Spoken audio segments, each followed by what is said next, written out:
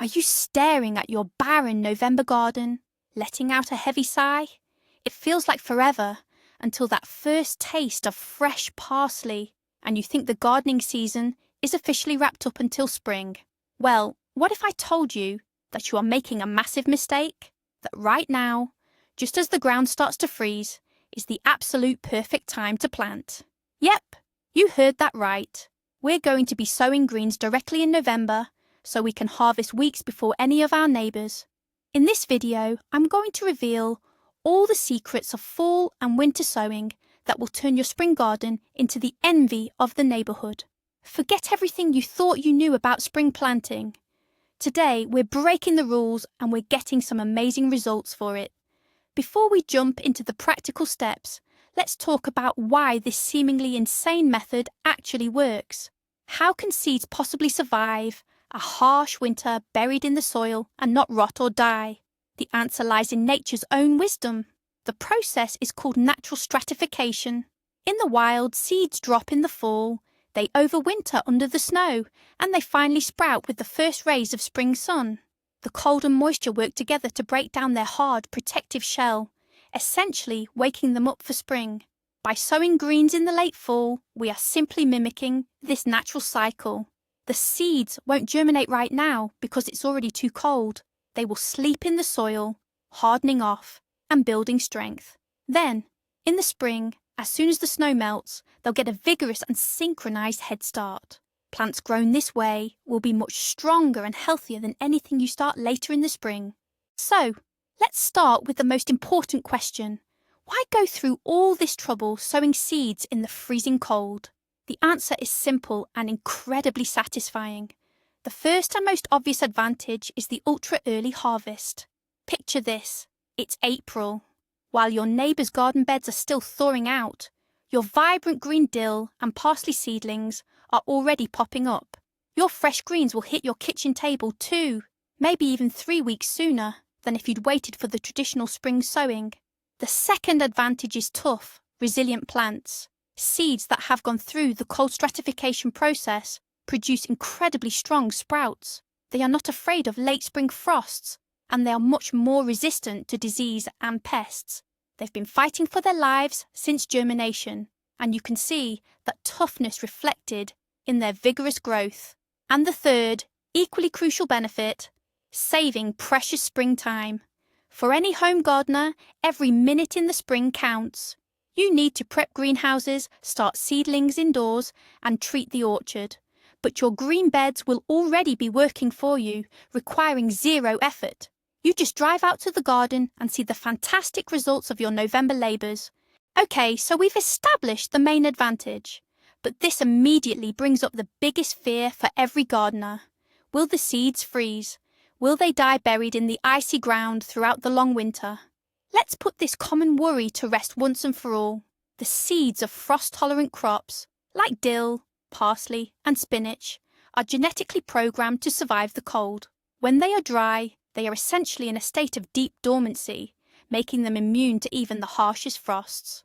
The biggest threat to these seeds isn't the cold, it's a thaw. If you sow them too early into warm, moist soil, they might sprout prematurely, and those tender young sprouts will definitely be killed by the subsequent hard freezes. That is precisely why the golden rule of fall planting is to sow into frozen or semi-frozen ground after the temperature has consistently dropped below freezing. The goal is for the seeds to stay dormant, not to germinate. They will simply lie there, waiting for the perfect moment until spring arrives. Nothing bad will happen to them. Nature truly has thought of everything for us.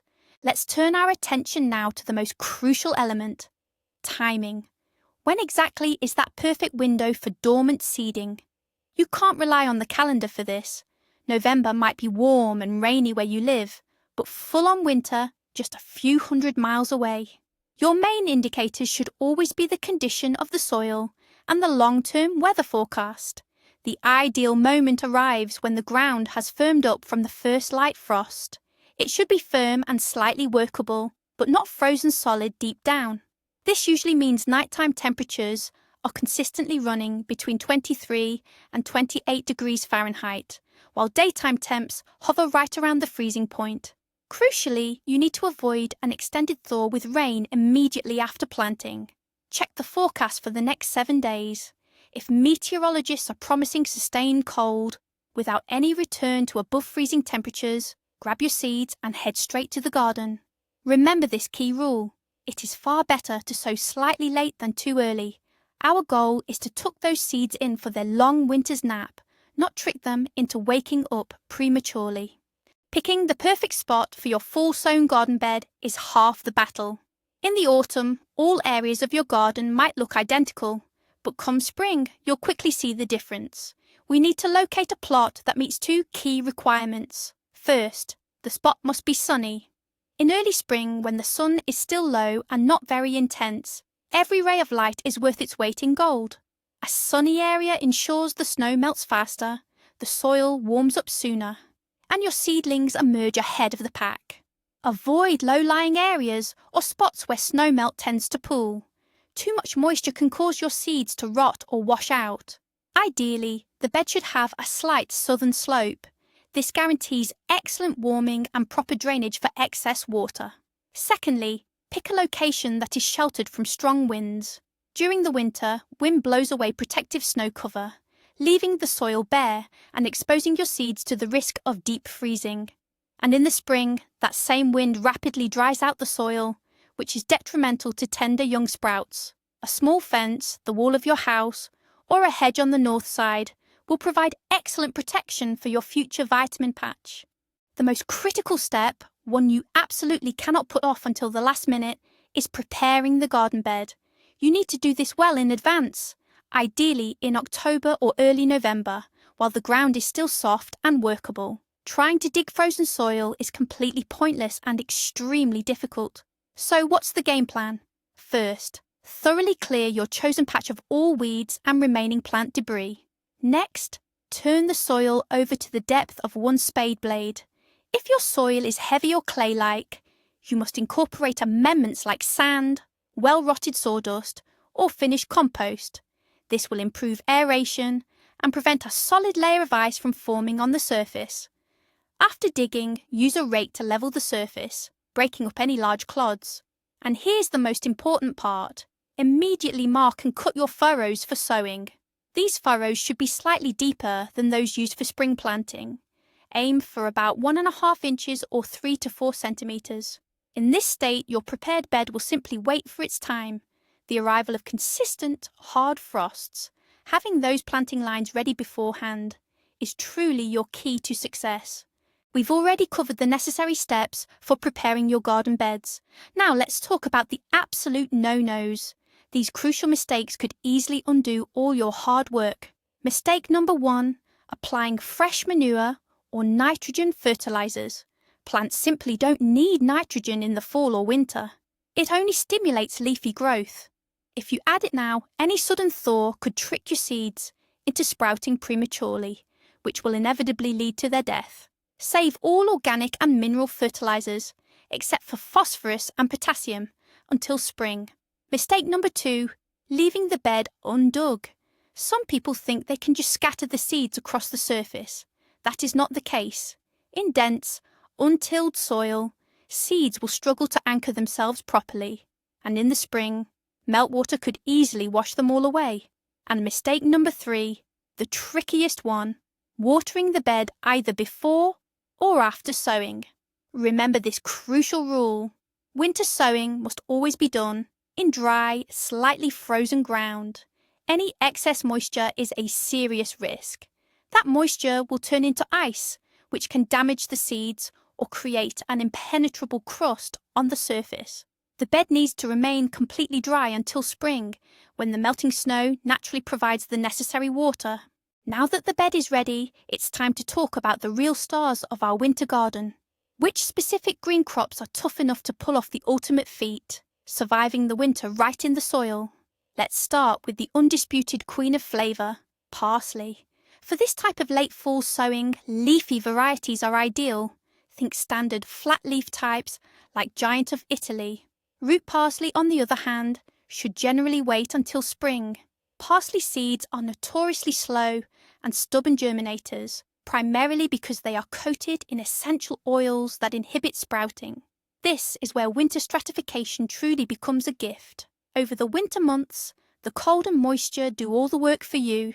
They naturally break down that oily seed coat, ensuring that come spring, you'll get uniform, vigorous seedlings without needing any soaking or expensive stimulants. You should sow the parsley directly into those prepared trenches, about an inch deep. And do not be shy with the seed count. The seeding rate for winter sowing should be increased by about 1.5 to 2 times the usual amount. This extra density acts as crucial insurance against a potentially harsh winter. Trust me, by spring, your reward will be a thick, lush carpet of emerald green, incredibly fragrant herbs. The next essential crop for our winter-sown garden bed is naturally dill. It's hard to imagine a summer salad or new potatoes without its pungent aroma, and getting that fresh harvest as early as possible is every gardener's dream. For planting in November, choose mid or late maturing varieties such as alligator or bushy.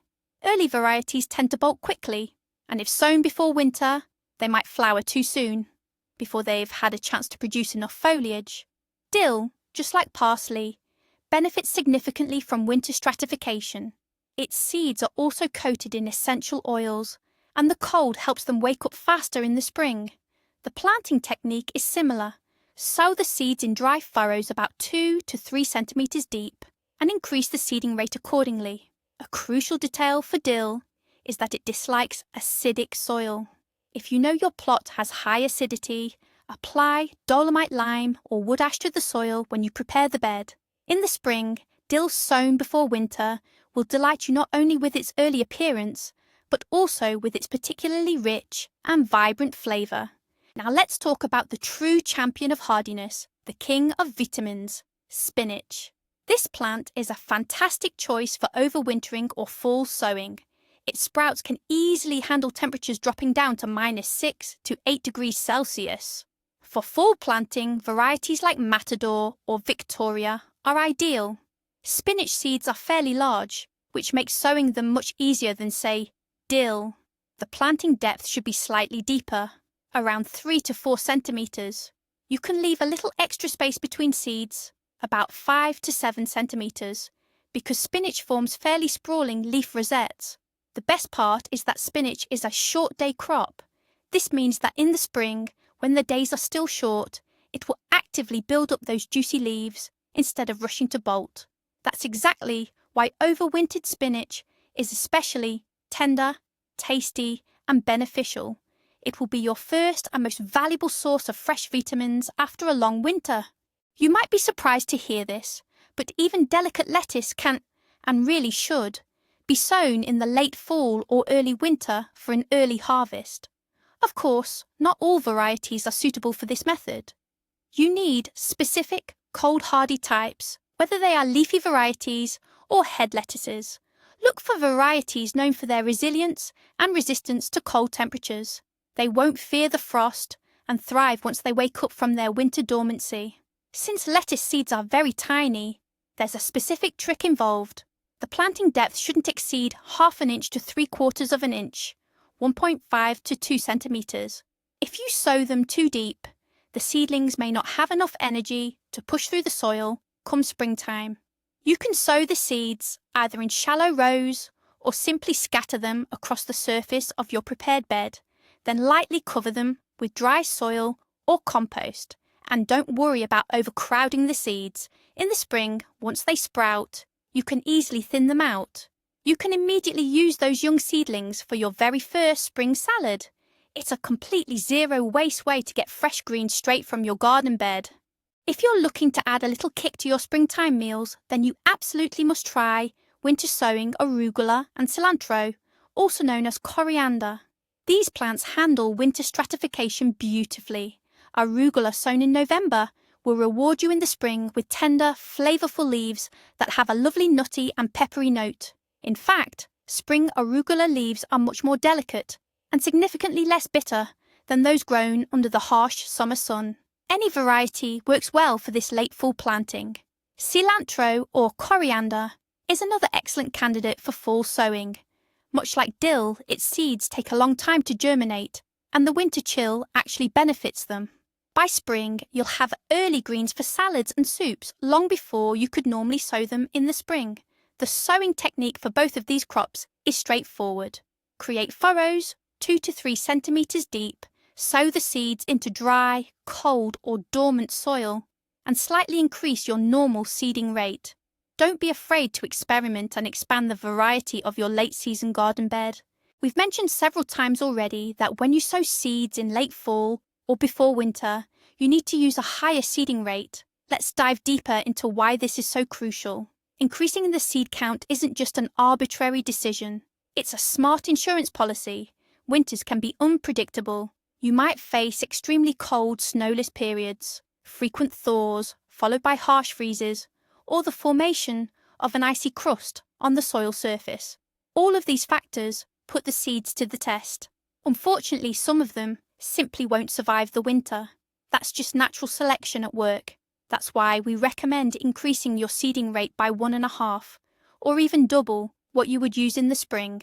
This guarantees that you'll have enough viable sprouts come spring for a successful harvest. Don't worry about the bed being too dense. First, only the strongest seeds will survive anyway.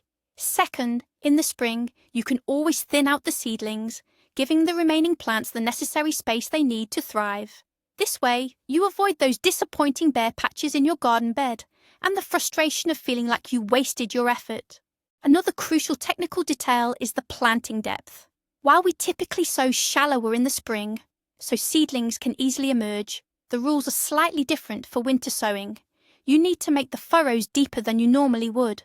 The average depth for most leafy greens should be between 3 and 4 centimeters. For smaller seeds like lettuce, you can reduce this slightly, around 2 centimeters. Why the deeper planting? Deeper planting safeguards your seeds from several key dangers. First, birds. During the lean winter months, hungry birds will happily feast on any seeds lying close to the surface. Second, wind erosion. Strong winter winds can easily blow seeds right out of beds that are exposed or bare of snow. And third, spring meltwater. Seeds sown too close to the surface can simply be washed away by the rush of water when the snow melts. Deeper planting anchors the seeds securely in place until spring, ensuring the preservation of your future harvest. Now we arrive at the absolute cornerstone, the golden rule of late fall, under winter sowing. I've mentioned it previously, but I need to give it special focus right now. This is the rule of dry sowing. Commit this to memory. You must sow dry seeds into dry, slightly frozen ground, and then cover them with dry soil. Absolutely no water. Do not irrigate. This might sound counterintuitive, as we usually expect seeds need moisture to sprout, but our current objective is the exact opposite. We do not want germination yet. We want those seeds to remain dormant until spring arrives. If you water the seedbed, the water will freeze solid, creating an icy shell that can crush the seeds or form an impenetrable, rock-hard crust. The seeds should rest in dry, loose soil, almost like they are in a cradle. They will naturally receive all the moisture needed for germination in the spring from the melting snow. This snow melt provides the most beneficial, structured, and living water, giving them the most robust and powerful start possible. So put that watering can away for good and simply trust the process of nature. So you've arrived at your vegetable patch. The ground is still a bit frozen. Your furrows are dug, and you've scattered your dry seeds. Now the big question arises, what do you use to cover them? The soil in the garden bed is likely rock hard, and it's impossible to loosen it up. This is where good old preparation comes into play. Back in October, when you were getting the bed ready, you should have set aside some dry, loose soil, specifically for covering these trenches. Simply scoop up a few buckets of friable garden soil, or grab a bag of ready-made potting mix from the store. Place these containers in a dry, frost-free location, like your shed, garage, or greenhouse. This reserve will absolutely save the day when it comes time to sow. After you've laid out the seeds, you simply take this dry, crumbly soil and carefully fill the furrows, lightly firming the surface afterwards. This ensures your seeds have a comfortable environment for the winter in a loose, porous medium. If you forgot to store soil, don't panic. You can use a mix of peat and sand instead. The critical thing is that the covering material must be dry, light, and well aerated. Once your seeds are sown and covered with dry soil, the next big question is, should I mulch the garden bed? This is where opinions among growers often diverge. Let's dive into the pros and cons. Mulching, which means covering the bed with a layer of organic material like dry leaves, peat, or straw, serves one primary purpose: holding on to snow. Snow is the best natural blanket for dormant plants and seeds. Under a heavy layer of snow, the ground doesn't freeze as deeply, and the temperature remains far more stable. That's definitely a plus. However, there is a flip side. If the mulch layer is too thick, it can prevent the soil from warming up properly in the spring, potentially delaying germination.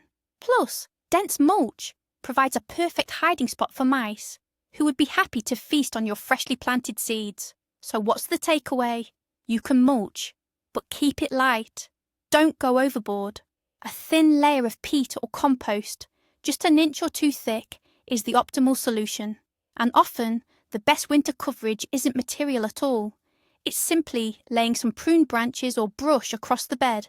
These are fantastic for trapping the initial snowfall and holding it right where you need it. Picture a typical spring scene. The snow has melted, the ground has thawed, and you're eagerly awaiting those first tiny sprouts. But here's the classic problem. You've completely forgotten exactly what you sowed last autumn and where.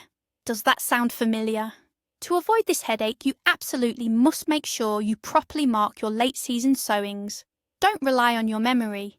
Everything blurs together over the winter months. The simplest and most reliable method is to place stakes or labels at the beginning and end of each row, clearly showing the crop name. Make sure you use markers that won't wash off in the rain or fade under the snow. You can even draw up a simple map or schematic of your garden beds on paper and keep it safe until spring. This won't just help you identify where to expect those seedlings, but also allow you to plan your subsequent spring plantings efficiently. You'll know exactly where your dill is coming up and where you have space to plant, say radishes. Smart labelling is the hallmark of an organised and experienced gardener, one who truly values their time and effort. The long winter is finally behind us. The sun is starting to warm things up, and the snow in your yard is melting. So, what's the next step for our overwintered garden bed? How can we help those dormant seeds germinate? The first thing you need to do is speed up the snow melt specifically on that bed.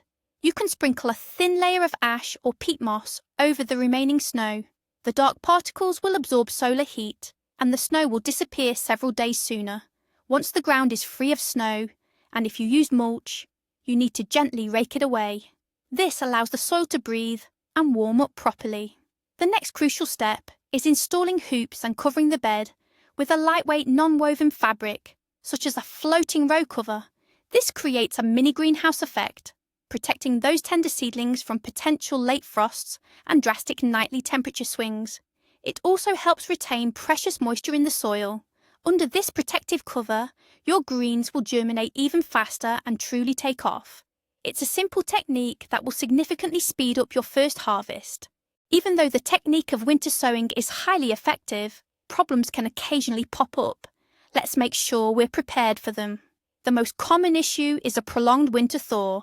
If, after you've sown your seeds, warm and rainy weather returns and sticks around for too long, the seeds might germinate prematurely. Sadly, if that happens, their chances of survival are slim. This is precisely why timing is crucial. You must sow the seeds only into already frozen ground. The second problem is the formation of an ice crust over the seedbed. This usually happens when a sudden hard freeze follows a period of thaw and rain. The ice crust essentially cuts off the air supply to the seeds below. In the spring, as soon as you can access the bed, you need to carefully break up that crust, perhaps using a rake. The third major issue is the spring dry spell. Sometimes the snow melts rapidly, and then the rains just don't arrive. The meltwater evaporates, leaving the top layer of soil bone dry. If this occurs, especially after the seedlings have already emerged, you'll need to carefully water the bed with warm water to give the young plants the boost they need to establish themselves. And here it is, the moment we've been waiting for. The ultimate victory. While your neighbours are just barely starting to dig their beds and soak their seeds, you walk right out to your garden and harvest the first bundle of fragrant dill. You prepare a salad with your own crisp, homegrown spinach and lettuce. It's a feeling that simply can't be put into words. This isn't just a meal, it's a tangible triumph over the long winter. These are the first living vitamins of the year, and their flavour is nothing short of divine. Winter sowing is far more than just an agricultural technique. It's a philosophy of intelligent gardening. It's a way of working in harmony with nature, using its inherent cycles to your advantage. It's a chance to free up your busy spring schedule for other, more important tasks. Once you try this clever November trick, you'll never go back. Your garden will reward you with a generous and, most importantly, an incredibly early harvest. So, let's wrap things up. Today, we completely debunked the stereotype that November is the dead season for gardeners. We learned that winter sowing isn't some crazy extreme method, but rather an incredibly effective and smart way to get your harvest weeks ahead of schedule. We covered how to choose the right timing and location, how to properly prepare your garden beds, and which crops are best suited for this type of experiment. Here are the key takeaways. Always sow into frozen or slightly frozen soil. Use only dry seeds and dry covering material, and remember to increase your seeding rate. This simple method will not only give you those super early vitamins, but it will also result in strong, hardened, resilient plants, saving you a ton of time in the spring. Thank you so much for watching all the way to the end. I truly hope this inspires you to try some new gardening adventures. Don't forget to subscribe to the channel, hit the like button if you found this useful, and ring that notification bell so you won't miss any of our upcoming episodes. And now, a question for you. Have you ever tried winter sowing before? Please share your experiences, whether they were huge successes or even minor failures, down in the comments below. Let's start a discussion.